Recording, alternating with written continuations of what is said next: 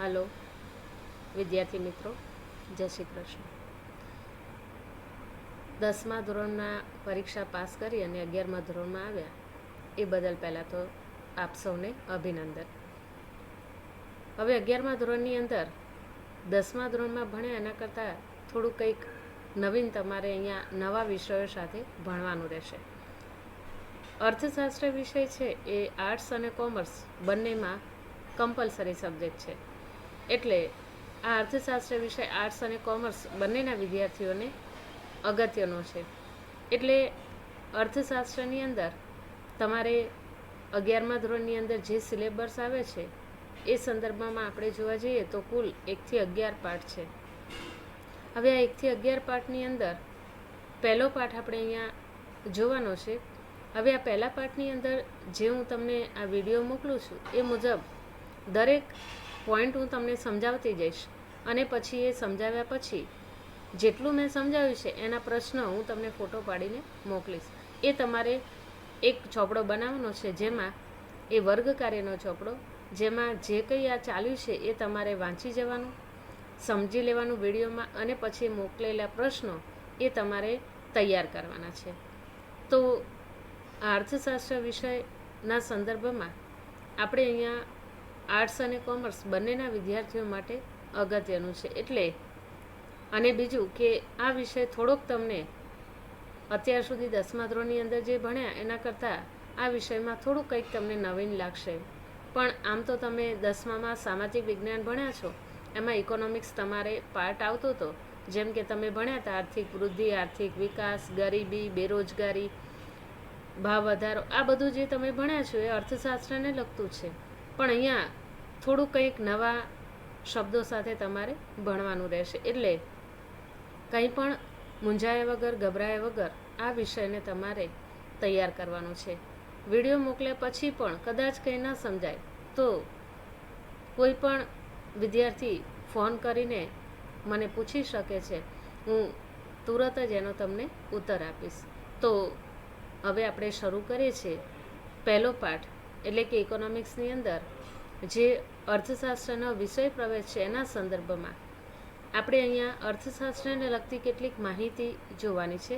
પ્રસ્તાવનાથી લઈ અને અર્થશાસ્ત્ર શું છે, અર્થશાસ્ત્ર કોને કહેવાય, એ માટેની સમગ્ર માહિતી આપણે અહીંયા પુસ્તકને આધારે આપણે જોઈશું. તો અહીંયા આપણે પ્રસ્તાવના જોઈશું કે માનવી એ કેવો છે. તો માનવી એ બુદ્ધિશાળી પ્રાણી છે અને એથી પોતાની આસપાસની પરિસ્થિતિને શું કરે છે, વિશ્લેષણ. આપણે સૌ કોઈ માનવી છીએ અને આપણે કેવા છીએ, બુદ્ધિશાળી, અને એટલા માટે આપણી આસપાસ જે કંઈ પરિસ્થિતિ હોય એનું આપણે વિશ્લેષણ કરીએ અને એનું વર્ગીકરણ કરીએ છીએ. પરંતુ આ માનવી પોતાનું જીવન સુખરૂપ ચાલે એ માટે એણે શું કર્યું છે, બધી વ્યવસ્થાઓ ઊભી કરી છે. એક વાત તમને ખાસ કરું કે પહેલાંના સમયમાં આદિમાનવ હતો, એ પોતે ભટકતું જીવન ગાળતો અને જંગલોની અંદર રહેતો, ફળ ફૂલ ખાઈ અને પોતાનું જીવન વિતાવતો. પણ આજે આપણે જોઈએ છીએ કે પરિસ્થિતિ બદલાય છે, કારણ કે હવે આદિમાનવે એક મનુષ્યને સારી એવી પરિસ્થિતિના સંદર્ભમાં જુદી જુદી વ્યવસ્થા ઊભી કરવા માટેના સ્ત્રોત ઊભા કર્યા છે. જેમ કે સમાજ વ્યવસ્થા, રાજ્ય વ્યવસ્થા, અર્થવ્યવસ્થા.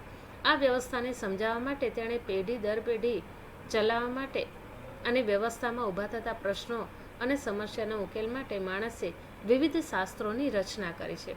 જેમ કે તમારે અર્થશાસ્ત્ર, સમાજશાસ્ત્ર, રાજ્યશાસ્ત્ર, આવા ઘણા બધા શાસ્ત્ર વિશે ભણવાનું આવે છે. જેમ કે આર્ટ્સના વિષયની અંદર સમાજશાસ્ત્ર પણ આવશે અને અર્થશાસ્ત્ર. તો અહીંયા આ જુદી જુદી વ્યવસ્થાના સંદર્ભમાં વિવિધ શાસ્ત્રોની અહીંયા રચના કરવામાં આવી છે. હવે અહીંયા આપે છે કે આદિયુગમાં માણસ કેટલાક પ્રશ્નો અને સમસ્યાનો ઉકેલ લડાઈ કે યુદ્ધ દ્વારા લાવતો. તમે જોયું હશે રામાયણ અને મહાભારત, કે જેની અંદર યુદ્ધ દ્વારા મોટે ભાગે પ્રશ્નનો ઉકેલ લાવવામાં આવતો. પણ સમજણના વિકાસ સાથે આજે સમસ્યાનો ઉકેલ શાસ્ત્રો દ્વારા અને બુદ્ધિપૂર્વકની ગણતરી દ્વારા લાવતા થયા છે. એટલે કે અત્યારે મોટે ભાગે આવા જુદા જુદા શાસ્ત્રનો ઉપયોગ કરી અને વ્યક્તિ બુદ્ધિમત્તાને આધારે એમાં પરિવર્તન લાવતો થયો છે. તો આથી જ અર્થશાસ્ત્ર આ રીતે માનવીની આર્થિક સમસ્યાનો ઉકેલ માટે એણે મહત્ત્વ આપ્યું છે. ને એટલા માટે માનવીના આર્થિક વર્તનનો અભ્યાસ કરતું શાસ્ત્ર એટલે અર્થશાસ્ત્ર. હવે તમને ટૂંકા પ્રશ્નમાં પૂછાય કે અર્થશાસ્ત્ર એટલે શું, તો માનવીના આર્થિક વર્તનનું અભ્યાસ કરતું શાસ્ત્ર એટલે અર્થશાસ્ત્ર. તો આ અર્થશાસ્ત્રનો જે ખ્યાલ આ આપણે પ્રસ્તાવના જોઈ કે પહેલાં માનવી કેવો હતો, અત્યારે એમાં શું પરિવર્તનો આવ્યા. હવે એ મુજબ આપણે હવે અર્થશાસ્ત્રનો અર્થ જોવાનો છે. આ અગત્યના પ્રશ્નો છે કે અર્થશાસ્ત્ર શબ્દનો સાદો અર્થ થાય છે અર્થનું શાસ્ત્ર. અર્થ એટલે નાણું. આ સંસ્કૃતની અંદર આ શબ્દ અર્થ જે છે એ અર્થ ઉપરથી ઉતરી આવે છે. સંસ્કૃતમાં અર્થ શબ્દના અનેક અર્થ છે, જેમ કે ઉદ્દેશ અને કંઈક મેળવવું. જ્યારે આધુનિક રીતે આર્થિક અર્થશાસ્ત્રે વધારે સુસંગત બને છે. પણ અંગ્રેજીમાં એને શું કહેવામાં આવે છે? ઇકોનોમિક્સને તો ઇકોનોમિક્સ તરીકે ઓળખવામાં આવે છે. હવે તમારે વિકલ્પની અંદર ખાસ આ બધા પોઈન્ટ પૂછાય છે અને ટૂંકા પ્રશ્નની અંદર પણ, એટલે તમારે ખાસ ધ્યાન રાખવાનું. અહીંયા જો મેં અંડરલાઇન કરી છે, તમે પુસ્તક લઈને બેસજો, જ્યારે વિડીયો જુઓ ત્યારે અમુક જગ્યાએ આ અંડરલાઇન કરી છે તમારે ખાસ કરી લેવાની, કારણ કે એના આધારે વિકલ્પ અને ટૂંકા પ્રશ્નમાં પણ તમારે ખાસ પૂછાય છે. હવે પ્રાચીન ગ્રીસમાં ઘર વખરી સરસામાન જે વ્યક્તિગત માલિકી હોય એને ઓઇક્યોસ કહેવામાં આવતું, અને એ ઘર સરસામાનનું વ્યવસ્થાપન કરવાની રીત એટલે નોમિસ. એટલા માટે એને ઓઇકોનોમિક્સ અથવા તો ઇકોનોમિક્સ શબ્દ તરીકે ઓળખવામાં આવતું. આપણે જોઈએ છે અર્થશાસ્ત્ર એટલે શું? તો આપણે સવારે ઉઠીએ અને રાત્રે સૂઈએ ત્યાં સુધી આખા દિવસ દરમિયાન આપણે જે કંઈ જરૂરિયાતી ચીજવસ્તુની આપણે એની પાછળ ખર્ચ કરીએ છીએ એ બધું જ આ અર્થશાસ્ત્ર સાથે વણાયેલું છે. એટલા માટે અર્થશાસ્ત્રની અંદર કેટલાક ઇન્ડિયન એટલે કે ભારતીય થોટ એટલે કે ચિંતનકારો થઈ ગયા, અને એમણે ભારતની અંદર સભ્યતા અને સંસ્કૃતિના ઇતિહાસ આશરે 5000 વર્ષથી પણ વધુ વર્ષ જૂનો આ અર્થશાસ્ત્ર છે. તમને કદાચ ખ્યાલ નહીં હોય, પણ જ્યારે ચાણક્યની નીતિ હતી ત્યારે પણ એને અર્થશાસ્ત્રને મહત્ત્વ આપ્યું. તો ભારતીય તત્વચિંતનની અંદર પણ માનવ જીવનના વિવિધ પાસાના અભ્યાસ અને માર્ગદર્શન આપણે અર્થશાસ્ત્ર દ્વારા મળ્યું છે. હવે અર્થશાસ્ત્રની અંદર કીધું છે ખાસ કે ધર્મ, અર્થ, કામ અને મોક્ષ આ 4 પુરુષાર્થ છે. તમારે ટૂંકા પ્રશ્નમાં પૂછાય કે અર્થશાસ્ત્રની અંદર ખાસ કરીને 4 પુરુષાર્થ કયા? તો ધર્મ, અર્થ, કામ અને મોક્ષ, જે માણસે કરવાના છે. માનવ જીવનના આ 4 મુખ્ય ઉદ્દેશ કે જેમાંથી અર્થ માટે કરવામાં આવતી પ્રવૃત્તિ સાથે અર્થશાસ્ત્રને લેવા દેવા છે. વ્યક્તિ ધર્મ, અર્થ, કામ અને મોક્ષ આ 4 વસ્તુ માનવીની સાથે સંકળાયેલું છે. હવે આપણે એ જોઈએ છે કે આર્થિક પ્રવૃત્તિ કોને કહીશું? તો કંઈક મેળવવાની અપેક્ષા સાથે થતી પ્રવૃત્તિ, જેને આપણે અર્થપૂર્ણ પ્રવૃત્તિ અથવા તો આર્થિક પ્રવૃત્તિ કહીશું. હવે જીવન નિર્વાહ અને ભૌતિક સુખની પ્રાપ્તિ માટે અર્થોપાર્જન કરવું પડે, એટલે કે આવક મેળવવી પડે. એ માણસનું કર્તવ્ય છે, અને એટલા માટે આ કંઈક મેળવવાની અપેક્ષા સાથે વ્યક્તિ શું કરે છે? આર્થિક પ્રવૃત્તિ. આમ તો આપણે અહીંયા 2 પ્રવૃત્તિ વિશે ભણવાનું છે, પણ હજુ આગળ એનો પોઈન્ટ આવશે કે આર્થિક પ્રવૃત્તિ અને બિન આર્થિક પ્રવૃત્તિ. તો આશરે 2500 વર્ષ પહેલાં અર્થશાસ્ત્ર નામના પોતાના પુસ્તકમાં કૌટિલ્યે, જે એમનું બીજું નામ ચાણક્ય છે, કે જેમણે માનવીની આર્થિક પ્રવૃત્તિ માટેનું ચિંતન રજૂ કર્યું. હવે તમારે અહીંયા વિકલ્પમાં પૂછાય કે 2500 વર્ષ પહેલાં અર્થશાસ્ત્રની અંદર માનવીની આર્થિક પ્રવૃત્તિ માટેનું ચિંતન એ કોણે રજૂ કર્યું? તો કૌટિલ્યએ. અને એટલા માટે કૌટિલ્યની અહીંયા વ્યાખ્યા આપી છે કે મનુષ્યની વૃત્તિ અર્થ છે, મનુષ્યના વસવાટવાળી ભૂમિ અર્થ છે, અને તેથી પૃથ્વીના લાભપાલનના ઉપાય દર્શાવતું શાસ્ત્ર એટલે અર્થશાસ્ત્ર. હવે આપણે તમને એમ પ્રશ્ન થશે કે પહેલાં તો આપણે અર્થશાસ્ત્રની વ્યાખ્યા એમ જોઈ કે માનવીના આર્થિક વર્તનનો અભ્યાસ કરતું શાસ્ત્ર એટલે અર્થશાસ્ત્ર, પણ એ અર્થશાસ્ત્રનો અર્થ છે આ કૌટિલ્યે આપેલી વ્યાખ્યા છે. એટલે જ્યારે તમને પ્રશ્ન પૂછાય ત્યારે ખાસ એ રીતે જ પૂછાશે કે કૌટિલ્યની વ્યાખ્યા આપો. તો મનુષ્યની વૃત્તિ અર્થ એટલે કે મનુષ્ય જે કંઈ કાર્ય કરે છે એ શું છે? અર્થ એટલે કે નાણું મેળવવા માટે વ્યક્તિ શું કરે છે?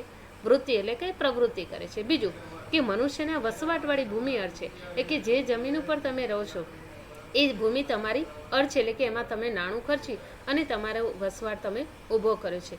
તેથી જ પૃથ્વીના લાભપાલનનો ઉપાય દર્શાવતું શાસ્ત્ર. હવે પૃથ્વીનું લાભપાલન એટલે કે જેમ કે આપણે જોઈએ છે કે ખેતીવાડી કરવામાં આવતી, ઉદ્યોગો સ્થાપવામાં આવતા હોય, તો એના દ્વારા શું થાય છે? લોકોને એમાંથી ઉપયોગી બને છે, એટલા માટે એને આપણે અર્થશાસ્ત્ર કહીએ. હવે ભારતીય ચિંતનની અંદર માનવ કલ્યાણનો સમગ્રતાએ વિચાર થતો હતો. આ તમારે વિકલ્પમાં પૂછાય છે કે ભારતીય ચિંતનમાં શાનો સમાવેશ થતો હતો? તો માનવ કલ્યાણનો. આર્થિક પ્રવૃત્તિ પણ માત્ર અર્થ કેન્દ્રિત ન રહેતા નૈતિક આધારો સાથે સમગ્ર માનવ કલ્યાણને ધ્યાનમાં રાખીને કરાય છે. માટે ચાણક્યના અર્થશાસ્ત્રની અંદર નીતિશાસ્ત્રને મહત્વ હોય. હવે તમને પ્રશ્ન પૂછાય કે અર્થશાસ્ત્ર એ કેવું શાસ્ત્ર છે? તો અર્થનીતિ શાસ્ત્ર. ચાણક્ય એની રજૂઆત કરી છે. હવે ચાણક્યના મોટાભાગના આર્થિક વિચારોમાં જાહેર અને સામૂહિક વર્તનની આર્થિક પ્રવૃત્તિને જ કેન્દ્ર સ્થાને ગણવામાં આવી છે. ખાસ તો એ સમયગાળા દરમિયાન રાજાશાહી રાજ્ય વ્યવસ્થા, કૃષિ પ્રધાન અર્થવ્યવસ્થાને ધ્યાનમાં રાખીને આર્થિક બાબતોનું માર્ગદર્શન કૌટિલ્યએ રજૂ કર્યું હતું. તો અહીંયા કૌટિલ્યનું જે ભારતીય અર્થતંત્રની અંદર ચિંતન જે છે એમાં કૌટિલ્ય અર્થશાસ્ત્ર વિશેના વિવિધ ખ્યાલો એણે દર્શાવ્યા છે. તો અહીં સુધી આપણે જોઈશું કે પહેલાં તો આપણે પ્રસ્તાવના જોઈ, અર્થશાસ્ત્રનો અર્થ જોયો, સંસ્કૃતમાં એને કઈ રીતે અર્થશાસ્ત્રને કહેવામાં આવે છે, અંગ્રેજીમાં એનો શું અર્થ થાય છે, ગ્રીક ભાષામાં શું એનો અર્થ કરવામાં આવે છે, અર્થશાસ્ત્રના સંદર્ભમાં 4 પુરુષાર્થો કયા છે. તો આ સંદર્ભમાં આપણે એની ડિટેલમાં માહિતી જોઈ. હવે અહીં સુધીનું જે છે એના હું ફોટા તમને મોકલી, જે પ્રશ્ન અને જવાબ બંને આપ્યા હશે એ તમારે બુકની અંદર ઉતારવાના છે. જ્યારે જ્યારે આ રીતે હું વિડીયો મોકલું ત્યારે તમારે વાંચવાનું અને સાથે લખવાનું છે. કોઈ પણ પ્રશ્ન પૂછાય તો પણ આપણને એનો ખ્યાલ આવે. તો જે તમને અત્યાર સુધી સમજાવ્યું છે એ ખાસ કરીને 1-2 વાર વિડીયો સાંભળી લેવો કે જેથી વધુ આપણને મગજમાં બેસી જાય, ને પુસ્તક સાથે રાખવું જેથી ક્યાંક કંઈક સમજાતું ન હોય તો તમે ત્યાં પૂછી શકો. તો જય શ્રી કૃષ્ણ.